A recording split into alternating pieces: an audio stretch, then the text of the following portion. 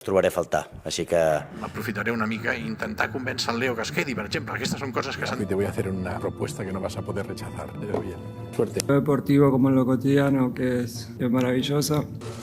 Today, it is my pleasure to let you know that Xavi will continue as the coach of the Barça first team. Barcelona, we are hearing, have sacked Xavi as their head coach. Pure disrespect. Messi, Xavi छोटा नाम नहीं है इस club के लिए और ये clearly back stabbing है. Xavi रिजाइन कर चुका था तो तुमने उसको गिर गिरा के मनाया है कि तू रुक जा और इस बात को हुए सिर्फ एक हफ्ता हुआ है और जस्ट बिकॉज उसने ये बोल दिया कि क्लब के फाइनेंसेस 25 साल पहले ऐसे नहीं है कि जो प्लेयर चाहेगा वो प्लेयर्स के हाथ में लाके रख देंगे, जो क्लियरली सच है. तो ये चीज लेपोर्टा को ट्रिगर कर Xavi को सैक करने के लिए तुम पे 1000 अच्छे रीजन थे और तुमने चुना इस रीजन को क्योंकि भाई लेपोर्टा पॉलिटिशियन है, वो एक पीपल प्लीजर है, वो प्रोमिसेस करता है और सेंटिमेंट में बहता है. वो जब Xavi ने रिजाइन बोला था तो भाई सारे पूरा माहौल ऐसा हो गया था कि दुखी दुखी दुखी दुखी. तो बस पीपल प्लीजिंग के चक्कर में उसने उसको मनाया और ये भी है कि फाइनेंसेस हमारे ठीक नहीं है. क्लियरली Xavi को सैक करने के लिए 20 मिलियन लगेंगे जो अभी भी देना पड़ेगा हमें और उसने पब्लिकली अनाउंस करा कि Xavi तो रुकेगा. तुमने भाई मीठी मीठी पट्टी बढ़ाई, उसे मलाई लगाया, सेलिब्रेशन करा है और अब तुम उससे फेस टू फेस तुम उसे बोल भी नहीं सकती तुम उसे सैक करने वाले हो. उसने एक बार भी ये नहीं बोला कि हम कम्पीट नहीं कर सकते, हम टाइटल के लिए कम्पीट नहीं करेंगे क्योंकि हमारे फाइनेंसेस ठीक नहीं है. उसने बस ये बोला कि बस फाइनेंसेस पहले जैसे नहीं है, जो बात सच है. और उसके बोलने ना बोलने से क्या फर्क पड़ता है, पूरी दुनिया को पता है. और Xavi इस क्लब को प्यार करता है और वो प्रोजेक्ट को लेके एक्साइटेड था. तुमने उसको रेस्पेक्ट दी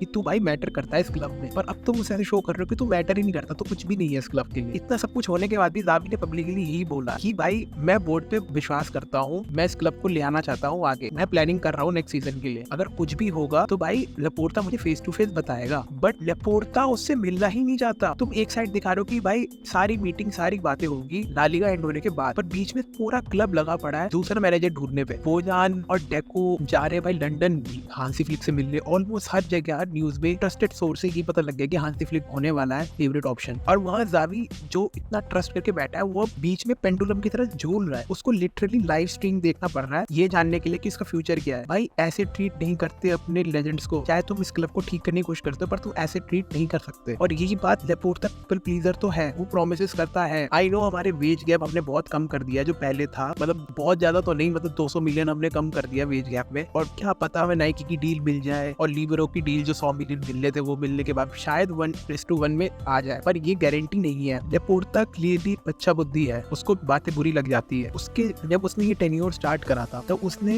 ये लाया था कि हम एक फैमिली की तरह काम करेंगे. कोई एक बंदा नहीं होगा जो जनरल डायरेक्टर होगा जो हर कुछ संभालेगा, ये होगा एग्जीक्यूटिव कमेटी की तरह ये टीम चलेगी कि हर एक डिपार्टमेंट में एक एग्जीक्यूटिव बैठा होगा जो प्रोफेशनली इस क्लब को आगे ले जाए. बट तुम अगर देख लो इन 2 साल में 15 जनों ने रिजाइन कर रखा है. सीईओ फेरान रिवेटर, सीईओ ने रिजाइन कर दिया पहले ही 8 मंथ. अगर तुम उसके रीजन सुनोगे तो साइडलाइन करा गया नेगोशिएशन में स्पॉटिफाई के साथ और वो बहुत सारी चीजों का एग्री भी नहीं था जो स्पॉटिफाई की डील जैसे हैंडल आउट करी जा रही थी. और यही बात तुम मैथ्यू अल्मानी को ले लो. मैथ्यू अल्मानी ने लिटरली इस वेज गैप को अपने हाथ से ठीक करा है. Master negotiator. मुझे लगता है कि इतने टाइम में हमारे पास इतने अच्छा स्पोर्टिंग डायरेक्टर था, पर अगर तुम उसकी स्टेटमेंट पढ़ोगे वो फ्रस्ट्रेट है बारसा के वर्किंग कंडीशन से और क्लब फेवर करता है शॉर्ट टर्म गेम जो उसके विजन और एक्सपेक्टेशन के एकदम ऑपोजिट है. और ऐसे बहुत जने हैं. हमारा जो इकोनॉमिक वीपी था एडवर्ड रूमो, उसने बोल दिया कि मैं इनकम्फर्टेबल हूँ, मेरे पर्सनल रीजन है. अगर तुम सबकी रीजन में तुम कॉमन चीज ढूंढोगे ना तो वो यही है कि तुम रिस्पॉन्सिबिलिटी तो दे रहे हो उस बंदे को, बट तुम उस अंदर ही अंदर घोट रहे हो. इसलिए बंदे रिजाइन कर रहे हैं. कुछ ना कुछ तो इस बोर्ड पे खराब हो रहा है. जैसे मैंने पिछले वीडियो बताया था कि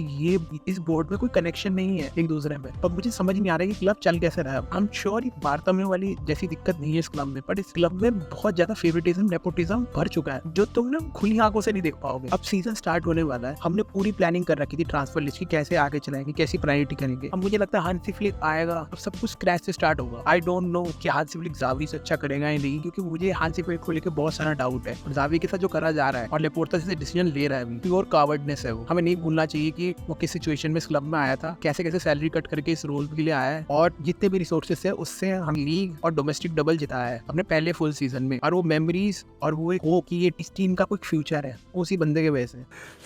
Doncs gràcies a tots, encara que no us ho creieu, us trobaré a faltar. Així que moltes gràcies a tots. Visca el Barça!